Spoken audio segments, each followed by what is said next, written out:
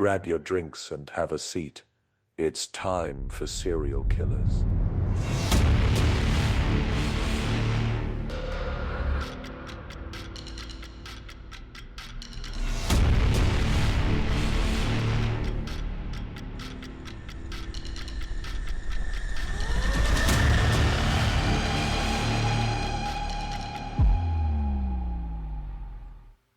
What's up? Hello. We're here. We're back. We're back again to tell you stories about Serial killers. that is what we do. I am T, And I'm Jay. and we are here because that's what we like to do. Yeah. And speaking of tea, shout out to Milo's again. I'm drinking a 0-calorie sweet tea from Milo's. No, we are not sponsored, but I like them, so I'll shout them out. What are you drinking? I am drinking very boring because we just ate dinner. I'm drinking water. Boo. No, actually, H2O is better. Well, that's because we also just got back so we went to the gym, starting our workout journey again. And then we got back from the gym, we ate dinner, and then now we're recording. And it's like, I need to replenish my liquids because It's not a journey. It's a lifestyle. I'm not It's an on and off again lifestyle. Well, and I'm not a gym rat by any No. means. Like, I don't actually like the gym. I despise it with every part of my being. But we're starting out on just like treadmill workouts, and it's hotter than shit here right now. So going to the gym on really hot days is even worse than going to the gym on a regular day. Yeah. And so when I got done today, I was so incredibly dripping sweat. And I'm one of those embarrassing people that your face turns bright red when you do even just like the slightest little bit of exercise, which is sucky because it's been like that my entire life. I used to be on a dance team and I would dance like everybody else. My face would be like bright red. And everybody's like, are you okay? Are you okay? And it's like, yeah, bitch, I'm fat. Like, I don't know what else am I supposed to say? And back then I wasn't fat. So I just have this thing where my face gets bright red when I work out. So today I got done. I'm dripping sweat. My face is bright red. We had to run to the store and I get home and I'm just like parched. I'm parched. So I be drinking some water. That's what I'm drinking. Which water's good. Water is what we need. I mean, that's what you're supposed to drink, to be fair.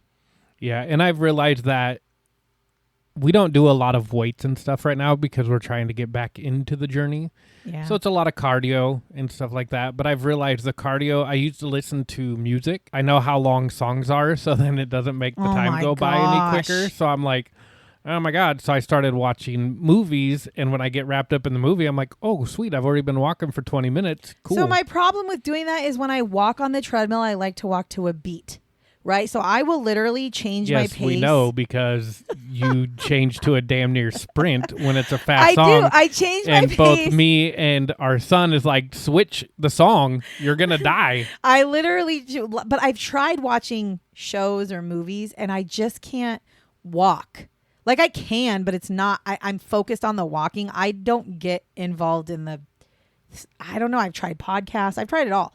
I have to have music. And what really sucks is I also have to have TV because if I don't have TV, I'm focused on the time and it's the longest, most dreadful time. I can't read books because the way that I walk, I bounce on my feet and my book, I can't. Yeah, do I don't it. get the people that can read books and stuff. That's another talent that I don't understand. Because if I could, I would literally listen to thing. music and read a book. Yeah. And that I could do because I could have the music as my background and I could definitely read. But I don't know.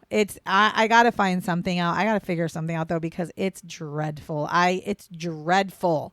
It's a dreadful half an hour and I can't, no matter what I do, I cannot seem to like not focus on the time. No, especially when you don't want to be doing it, you God. pay attention to the time a lot more. I do. And it's got the timer right in front of your face. I literally look at the songs and I go, this is a 3-minute song. So that puts me down to, okay, that's 15 minutes. Like that's how I do it now as I take No, see, you need to like block the screen Yeah, so or that somehow turn it off so you can't see the time. So you just go until That's it why I wanna slows down try. or an emergency stops. That's why I want to try to like read a book or something because that would make it to where I could focus or I don't know. I don't know. I don't I know. might Maybe try at a it. slower pace. Maybe I'll try You could it. read a book so you're not as bouncy, but then go longer. Maybe I'll bring the book with me tomorrow and I'll give it a shot.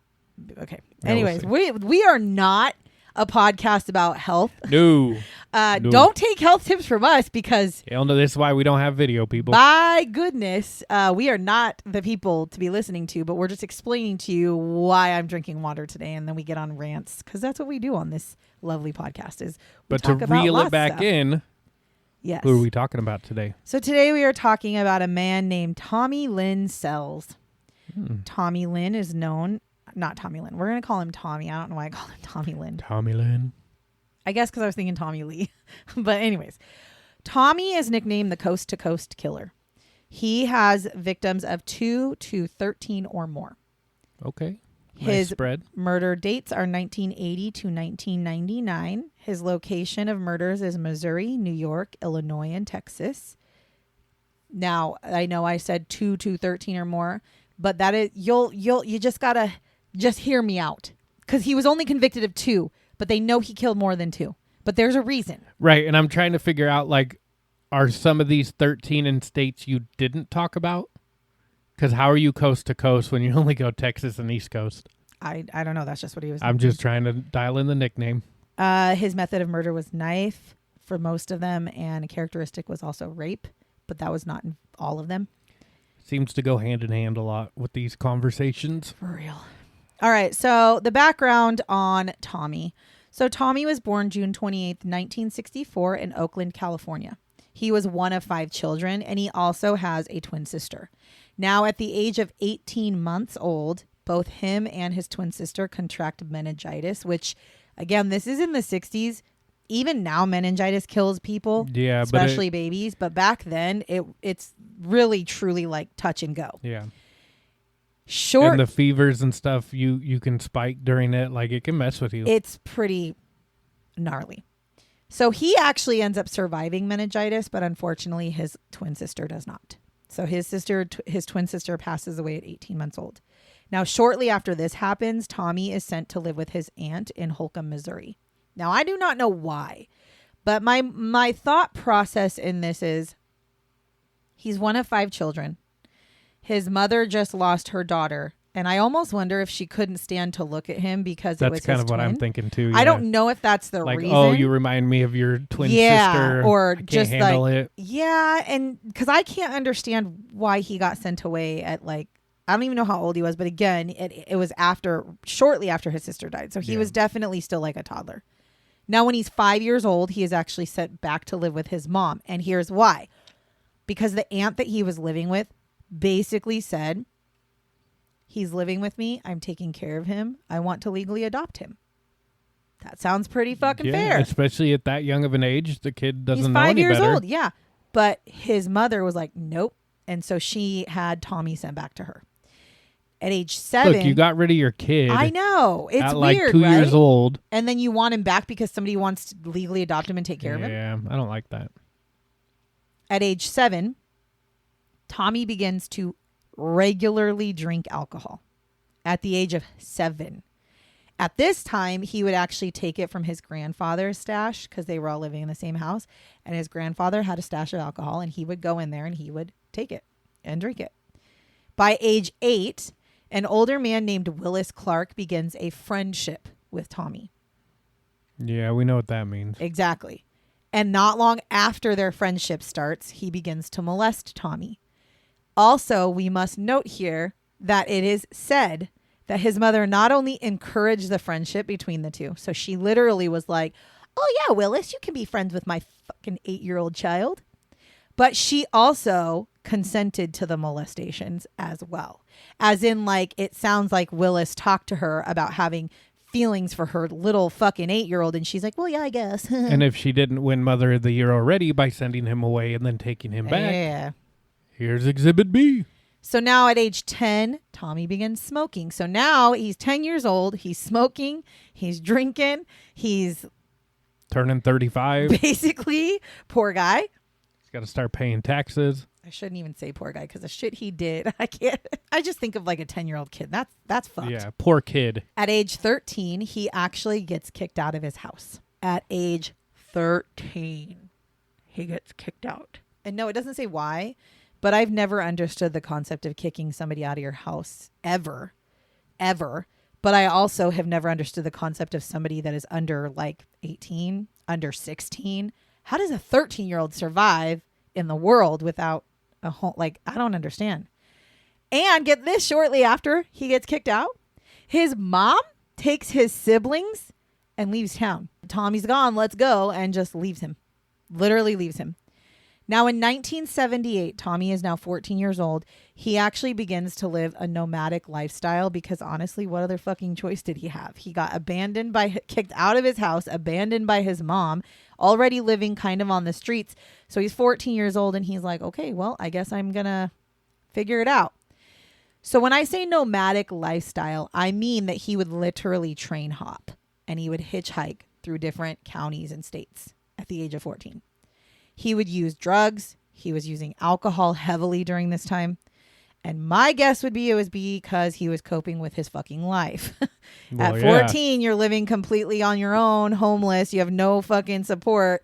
And you're fucking train hopping. Like, that's not a lifestyle. He would also sometimes have some short-term jobs, like throughout his nomadic lifestyle time. Sometimes he was a laborer. Other times he had worked in barber shops. My guess would be like cleaning, sweeping up the hair and stuff. And he also would commit several different types of crimes during this time to make ends meet. Sometimes he would get caught for doing crimes and sometimes he would not. And the few times that he got caught, he actually would go to jail. So basically, he started kind of a jail-filled lifestyle around the age 14. May of 1981, it was reported that he went to go visit his family in Little Rock, Arkansas. And he's there visiting his siblings and his mother. And he ends up getting kicked out of the home by his mother again. But this time it's because he attempted to molest his mother while she was in the shower. That's a valid what else reason. Does he know? Well, and that, to be fair, though, that's a valid reason to be kicked out. I get the valid reason, but at the same time, like, shame on you, Mom. You created this shit. Well, I understand that, but that's a valid-ass reason to kick somebody out. So in 1982, he also gets arrested for public intoxication. And in 1990, Tommy steals a truck and he gets sentenced to 16 months in prison. And during this time, he's actually seen by a psychiatrist. And he is diagnosed with schizoid disorder, borderline and antisocial features, major depressive disorder, psychosis, and bipolar disorder. So he is diagnosed with a bunch of mental health issues. On May 13th, 1992, a woman sees Tommy panhandling under an overpass. He's holding a sign that says that he would like to work for food. And this woman feels bad for him. She's like walking with like a group of people and she's like, she feels bad for him. And she goes up to him and she's like, well, if you follow me back to my house, I got you. I'll get you some food. So they go to her house and she says to him outside, like, wait outside. I'm going to run in and get you some food. I'm going to bring it out to you. You can go on your way. He's like, yeah, okay. By the time she gets back to the front door with the food, he's already inside of her home. Obviously, he's not. Yeah. Like, you should have locked the door. This fucking is right here. This right here is why I know everybody wants to help the homeless and help people, but this right here is exactly why I don't. This version of somebody is always out there, and I will give you food where you're sitting sometimes, maybe, but you're not coming to my house. I'm not offering you a ride if you're hitchhiking. I'm not, and this is why. So he's in her house. She turns around, and I don't know if she was scared or if she was just kind of like, whoa, like, well, I thought I told you to wait outside. She turns around to go grab something out of the kitchen, and that's when Tommy actually grabs a knife from her kitchen. And he then basically points a knife at her and brings her into a bedroom, traps her in the bedroom, although it's also been reported it was a bathroom, but somewhere, a room in her home, she is trapped and he is attempting to rape her.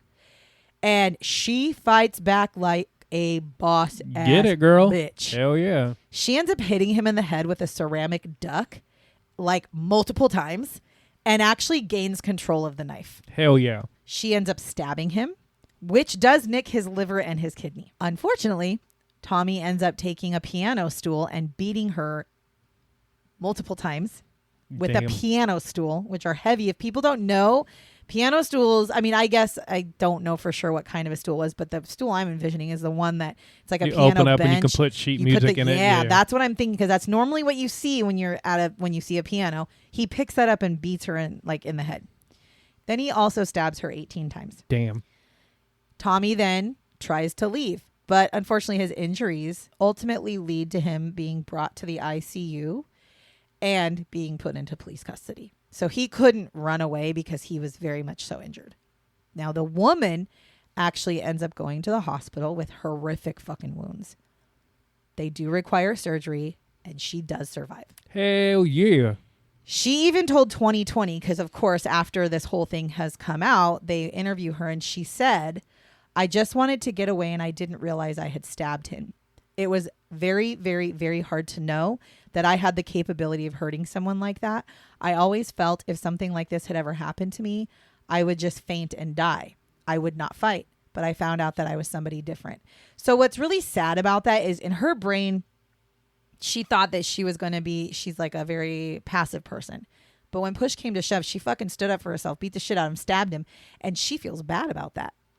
She felt bad about stabbing the guy who tried to fucking rape and kill her. She should feel bad she didn't finish it.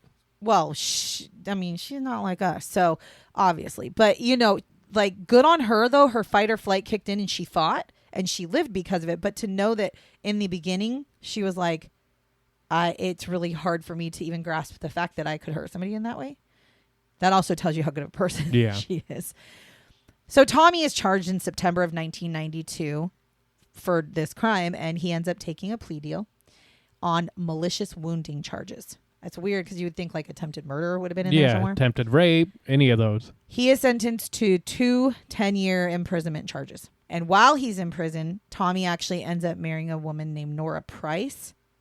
What is up with these women? And I'm sure y'all are wondering how in the fuck he went into prison for 2 10-year imprisonment charges, you know, like 20 years of prison. But he was able to kill all these people. Good behavior. I actually don't know why. Overcrowding. I have no idea what the real reason is, but he was released from prison in fucking 1997. He went to jail in 1992. So he served 5 years of a 20-year sentence. Fair. No, it's not fair. Just so Correct. people know. That was a sarcastic fair. Yes. So he moves to Tennessee with his wife, Nora Price, where he very much as soon as they get there, he leaves Nora in Tennessee and begins to go back to his nomadic lifestyle. So his marriage is over. Like, I don't want to be tied down. Yeah, and he wants to travel, apparently. According to Tommy, his very first murder happened when he was just 15 years old. So maybe this is where the coast to coast comes from, because when he was 15, I think he was still living in California. He said that he had actually broken into a home to like burglarize it. But when he was there, he actually found a man sexually assaulting a younger boy. So he says he killed him. However, this particular crime has never been corroborated, but that is Tommy's version when he has been asked, "I killed somebody when I was 15. That's his literal response. I'd venture to guess and believe that he's probably not lying about that, because he's actually killed quite a lot of people, and they've been able to corroborate the murders. So they just haven't been able to corroborate this because they can't find somebody who potentially died. However, if it was somebody who maybe was not in a place where he was supposed to be, or maybe was somebody who would never have been reported missing, how would you know? We're getting into the murders now, which is going to put us backwards. I was just giving you kind of the background of where he was up until 1997. Because again, he was in prison and I'm just going to, so I wanted to give you up to his prison chart, what he went to prison for. Now we're going to go backwards because he committed a bunch of murders before 1997 or before 1992, actually. But just hadn't been caught. But he was not caught for them. Okay. Clarification. So July 1985, Tommy meets Ina Court, who's 28. He's working at a carnival in Forsyth, Missouri. She has a 4-year-old son named Rory, and Ina invites Tommy to her home. And according to him, they have sex and then he falls asleep. He says that when he woke up, he saw Ina stealing things out of his backpack. Right, because that's what she wants to do. I'm sorry. It's not funny. I'm laughing. To steal from a carny. No, I'm laughing because all I picture is Debo. Okay, like And if you don't know who Debo is, it's from the movie Friday.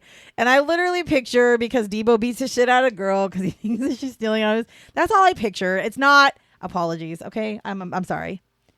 He said he woke up and saw her stealing out of his backpack. So, as one would, he actually ends up using her son's baseball bat to beat her to death, because that's the consequence of stealing out of a backpack. And then he goes and kills her 4-year-old son as well. And according to him, he did it because he didn't want her 4-year-old son to be a witness, because her 4-year-old son. Oh, so he did the son a favor. Okay. Sure. Sure. Now, their bodies are actually found 3 days after this happens. On December 31st of 1999. So now we've jumped forward to I promise there's a method to my madness. Okay. I promise. December 31st of 1999. Tommy sexually assaults Kayleen Harris, who is 13. He then stabs her and cuts her throat. He also cuts the throat of 10-year-old Crystal Searles, they're like sleeping over, but she survives the attack. And she ends up walking a 1/4 mile to her neighbor's house with a cut throat. And she ends up being able to describe Tommy to the police, and they make a sketch of him. So the reason I have this gap in years is because those are the 2 murders that he was charged with. Okay, so before we continue on, Tommy is suspected and linked to all of these crimes that I'm going to go through now. And I mean suspected and linked as in they have been able to corroborate that he is the person who committed these. But there's a reason why he did not get charged, and I'll get into that later. So July 5th of 1979, John Cade, who's 39 years old, from Port Gibson, Mississippi. He is killed with a .32 caliber pistol during a home invasion. Now, a man who was seen near this crime scene was described as someone who resembled Tommy. Then April 27th of 1982, Joanne Tate, who was 35, is murdered in her St. Louis home. Originally, her 7-year-old daughter identified a man named Rodney Lincoln as the attacker. However, in 2015, she actually contacts the police after watching an episode on TV that shows Tommy. And she tells the police that Tommy is actually her mother's attacker after seeing him. She's like, that's the man who fucking killed my mom. And she's obviously much older now. Right. In 2018, Rodney's sentence was commuted to time served and he was released. But it's weird that it took them 3 years to release him. Then on July 31st, 1983, Tiffany Gill, who was 4, and Colleen Gill, who was 33, they were in St. Louis, Missouri as well. I was going to ask you about St. Louis. Well, isn't St. Louis... It's St. Louis. But there's also St. Louis. I think so. I'm going to just say St. Louis. I'm not sure. We're just going to say St. Louis. Oh, we'll say St. Louis. Okay, St. Louis, Missouri. That just doesn't sound right, but okay. Both of them had been beaten to death. A man that was matching Tommy's description was seen leaving the scene of this crime. Also, they found that Tommy had family that also had lived in the area during that time. May of 1987, Suzanne Corse, she disappears and she is presumed dead in New York. And in 2004, Tommy does confess to murdering a woman in this area. Doesn't know who the woman was, but says like, yeah, I killed, this woman. However, he had already been given the death penalty, so no charges were brought onto him. So that's kind of a spoiler alert. And I'm actually going to say right here, that's pretty much what's happening with all these. They're able to corroborate these. But because he's already got a death sentence. So spoiler, he gets the death penalty. But because he's got the death penalty, they don't see the point in charging him. Because the thing is, to charge him, he's got to go to all these states. He's got to go to all these different states to get charged. And all you're doing is prolonging his fucking death penalty. So they opt might as well just keep it. Right. Get it done. So, but these are all murders that he has been linked to or connected to or suspect. Like, they're pretty positive he is the one who did all of these that I'm talking about. October 15th, 1987, Stephanie Kelly Stowe, who's 21, in Lovelock, Nevada.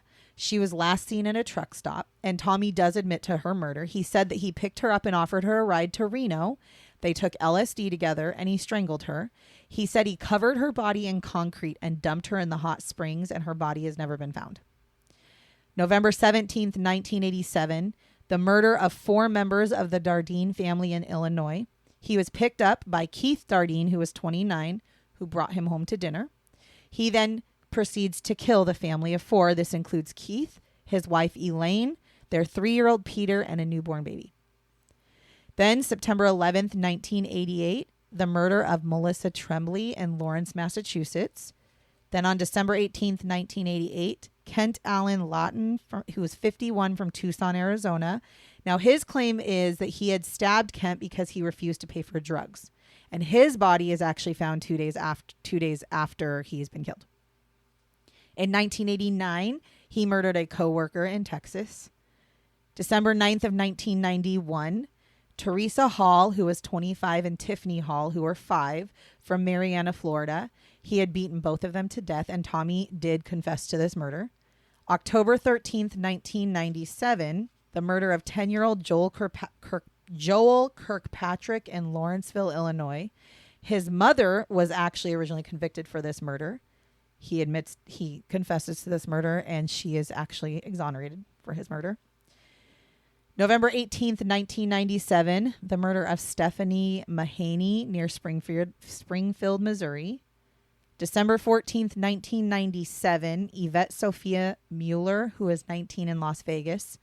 And again, this coast to coast thing, I don't know if he's necessarily coast to coast, but you see how he's going he's all over the place. Covering a wide spread. Yeah, he's literally, because he's a nomad. He's got a nomadic lifestyle. So he literally hops the trains or hitchhikes to these states and these counties, and he's killing people in all these places. And it's hard to catch somebody who's constantly moving like that. Yeah.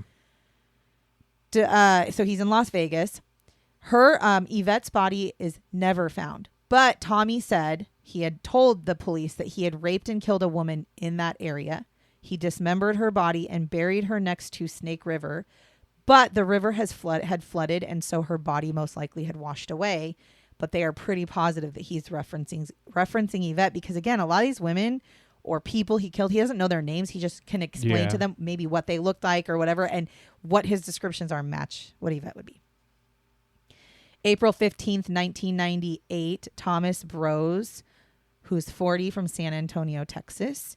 April 4th, 1999, Deborah Harris, who's 31, from Gibson, Tennessee. Ambria Hallie Burton, who was 8, also Gibson, Tennessee, mother-daughter. Tommy rapes Deborah and stabs her to death, and then stabs her daughter to avoid leaving a witness. April 18th, 1999, the murder of 9-year-old Mary Beatrice Perez in San Antonio, Texas. May 23rd, 1999, the murder of Haley McHone in Lexington, Kentucky.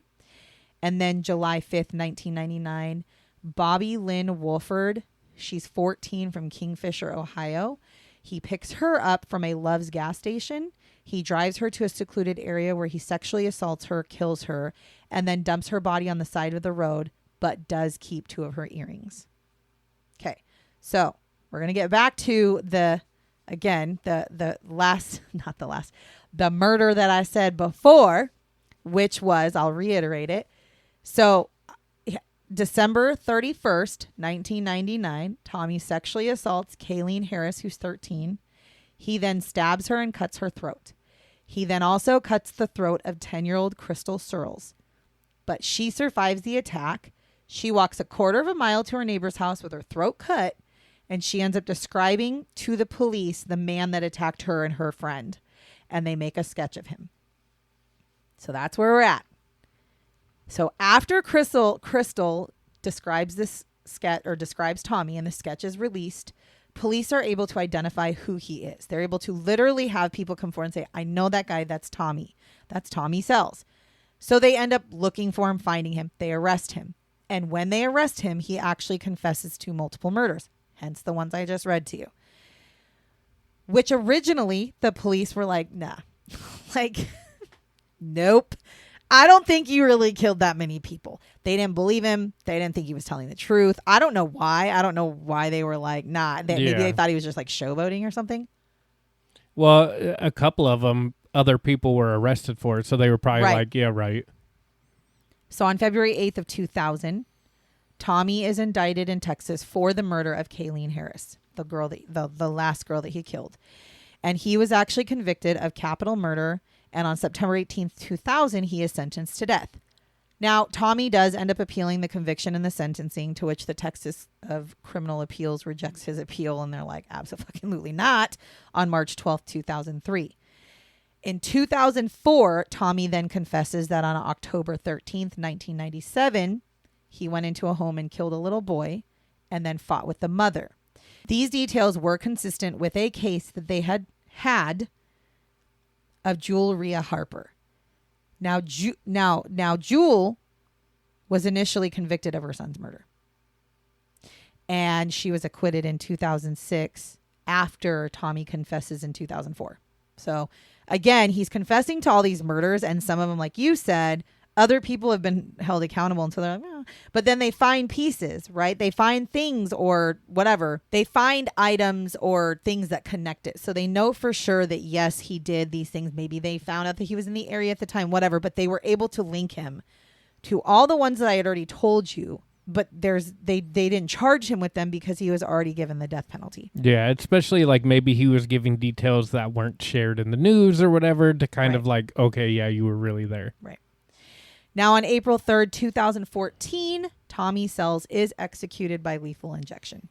Amen. He declined a final statement.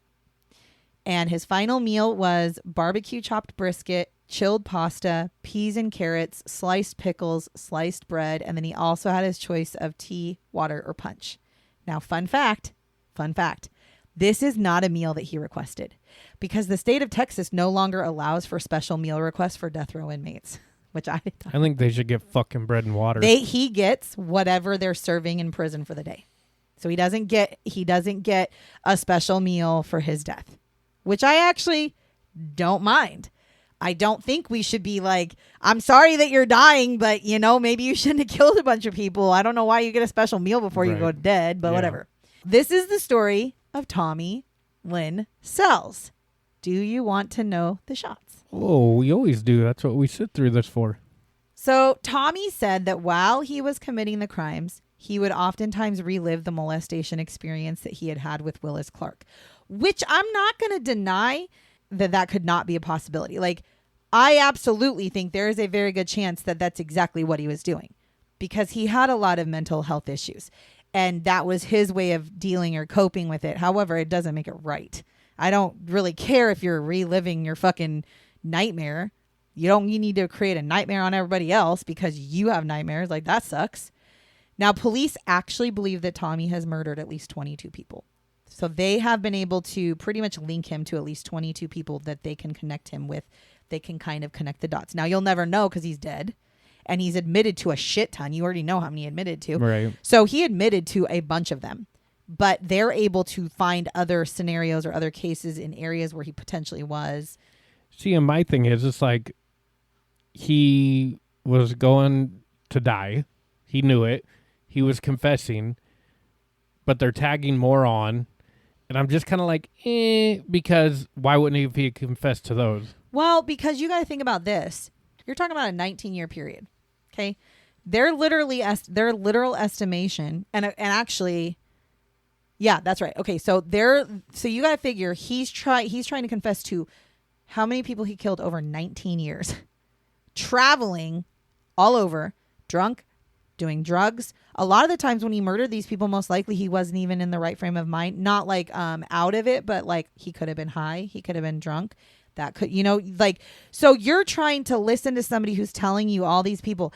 Most of the time, I would venture to guess that most people, especially people who are doing a lot of drugs and drinking, are not able to remember all the people they killed. Yeah, but I also feel, because we've had some other episodes where I feel like cops want to close their books, so they'll be like, oh yeah, pin it on that guy. I mean, the way that I feel about it is they thought he was lying when he first started talking about him, and they've been able to connect him to pretty much everybody that he's admitted to. And when they're able to find similar deaths in the area at the same time that he was there in similar manners, I would probably link him to him too. Because I understand that like California at one point had like 5 serial killers at once. But in most areas of our country, you don't have 5 serial killers at once. If somebody's in Ohio killing people, it's typically one guy killing a bunch of people in Ohio. So if you have a bunch of deaths that pop up in like, Missouri, where a lot of people have been killed and they're killed in similar manners, I would probably chalk it up as, that might have been another one of his victims. I'm just saying. I don't think it's for somebody like him over 19 years to be able to hear how many people he confessed to. I would not put it past him to have killed a hell of a lot more than what he has claimed to kill. Tommy was also indicted in 2003 for the murder of Stephanie Mahaney. And he also received a life sentence for the murder of 9-year-old Mary Bea Perez in San Antonio. And I actually think the reason he got those is because they were Texas. Yeah, I was going to say he was already in Texas. So to add charges for him in Texas, it doesn't matter. He still has a death penalty, but you can try him in Texas and still do it. But he had a lot of victims in Missouri. He had victims in New York. He had victims in Colorado. And so you would have to literally extradite him to all these places, which then means he can't be put to death. So they're not going to do all of them. Now, Tommy, I'm going to give you a Tommy quote. 2 of them, actually. So Tommy said, so he's in an interview and he says, you all haven't asked this, but I will go ahead and tell you this. Do I think I'm the one who killed this kid? Yes. If it wasn't this kid I killed, then there's a murderer out there and that we still ain't undug yet. So that's kind of you. So when you think about when he's in an interview and he's talking to them, he's not telling them names. He's not like, oh, I killed this person. He says, I killed somebody. This is the person this is what they looked like. This is how I killed them. And then they bring up somebody and say, well, we found this person, this. Do you think this is your victim? And then he would say like, yes, or no, that's not and so they were talking about one of the children that he killed. And he's basically saying like, do I think I did this? Yeah, I do. And if I didn't, then we have a problem because there's somebody else out there. Right. He also said at one point they were talking about just whatever in his interviews. And he said, I don't know what love is. 2 words I don't like to use is love and sorry because I'm all about hate. I mean, listen, you look at his life, it was all about hate. I was going to say, there was no love there. Listen, I'm not. And I'm sure he got told sorry a lot, but it was just like an abusive relationship, right? You say sorry, but you don't mean it. I'm not one to stand up for anybody, but I'm just going to say, like, I don't blame him. I'd probably fucking hate love, and I'd also hate the word sorry. So Tommy was interviewed in 2006 for a documentary, and he actually told Dr. Michael Stone, who was a forensic psychiatrist who was kind of running all these interviews, that he had murdered over 70 people. So that's his version when he talks to Dr. Michael Stone. But he just can't remember him, I guess. He doesn't know them. Yeah. It's not like, like you these said, are not people that he personally knew. These are random but people. He could say, oh, I was in this state, I killed somebody. But like, probably because like you said, he's got all these mental issues. He was on drugs. He was drinking. So yeah, probably doesn't remember the details. Probably. And then the final shot is another quote from Tommy. He said, the first time I did a shot of dope, it was the best feeling I ever had in my life. The first time I killed somebody, it was such a rush. It was just like that. A shot of dope every time I did it. It was that rush again, and I started chasing that high. That is like the typical, not definition, but that's what they say. Like the enjoyment they get out of killing. He's one of the few serial killers that I've ever seen actually admit to chasing the high of a kill. Right. Most of the time, they try to blame it on their childhood and all these things. And he's literally like, hell no, it was fun. Well, he's literally saying that, like, he killed not because he was mad at the world. He didn't kill because he was molested.